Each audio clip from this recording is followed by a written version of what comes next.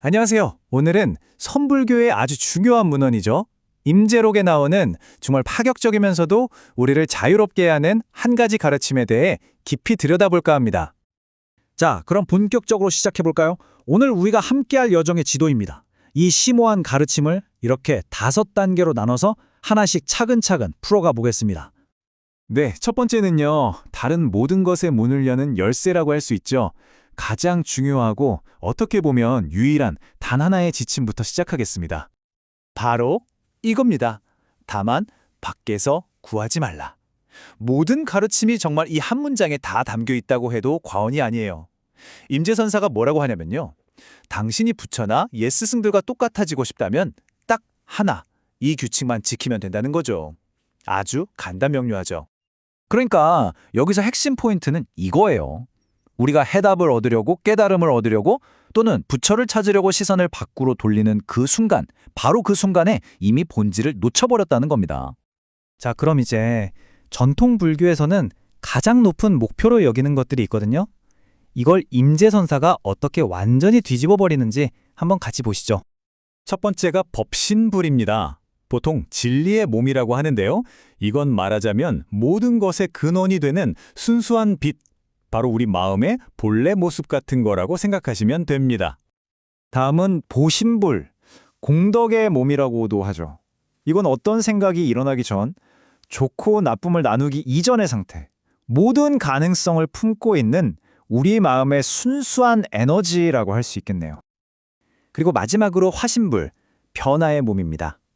앞에서 말한 그 순수한 잠재력이 이 세상 속에서 어떤 차별이나 편견 없이 행동으로 드러나는 것, 그게 바로 화신불인 거죠. 그런데 여기서 임재선사가 진짜 핵심을 팍 찌릅니다. 이 거창해 보이는 3가지 몸 있잖아요. 이게 저 멀리 어딘가에 있는 우리가 막 노력해서 얻어야 하는 그런 목표가 아니라는 거예요. 그게 아니라 바로 지금 제 이야기를 듣고 있는 여러분, 바로 당신 자신의 다른 모습일 뿐이라고 말하는 겁니다. 정말 놀랍지 않나요? 그러니까 임재의 관점에서는요. 학자들이야 이걸 궁극의 경지니 뭐니 하겠지만 사실은 그냥 이름일 뿐이라는 겁니다. 우리를 다시 자기 자신에게로 돌아오게 하려는 일종의 이정표와 같은 도구에 불과하다는 거죠. 자, 이 지점에서 아주 중요한 질문이 하나 생깁니다. 만약 나 자신이 부처라면 도대체 내 안에 어떤 부분이 부처라는 걸까요? 임재는 여기서 아주 재미있는 방법을 써요. 하나씩 지워나가는 거죠. 자, 이 이야기를 지금 이해하고 있는 게 여러분의 살과 피는 아니겠죠? 위나 간 같은 장기들도 아닐 거고요.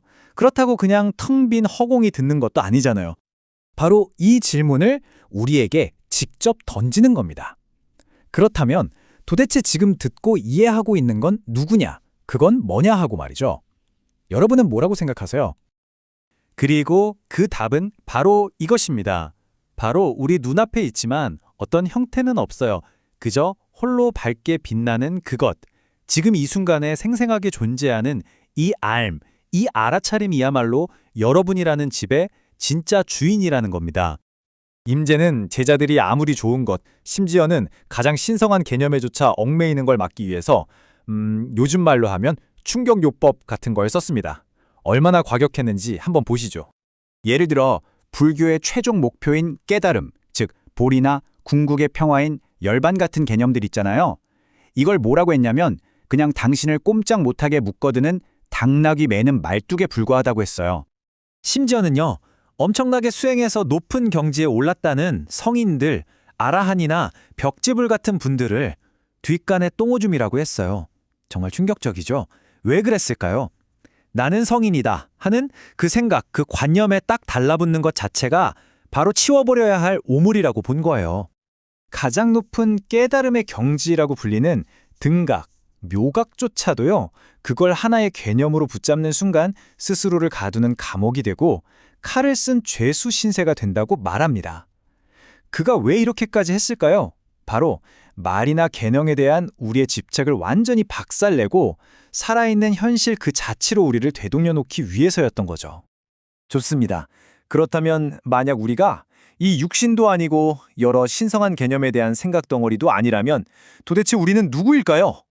임재는 여기서 그림자 인형극 비유를 듭니다. 우리의 몸이나 행동은 스크린에 비친 그림자 인형 같은 거고 그 뒤에서 줄을 당기는 인형술사가 있다는 거죠. 이 인형술사, 이 주인을 확실히 알아야 한다. 이것이 바로 모든 부처의 근본이라고 말합니다. 후대의 한국의 위대한 선승이신 함허스님은 이 주인, 이 인형술사를 한 물건이라고 표현하며 아름답게 묘사했습니다. 이건 이름도 없고 모양도 없어요. 하지만 시간을 꿰뚫고 과거와 현재, 미래 주인이자 모든 현상의 왕이라고 했죠. 자, 그리고 여기가 마지막 핵심입니다. 우리가 방금 들은 이 설명을 외우고 이해하고 남에게 이야기할 수는 있겠죠.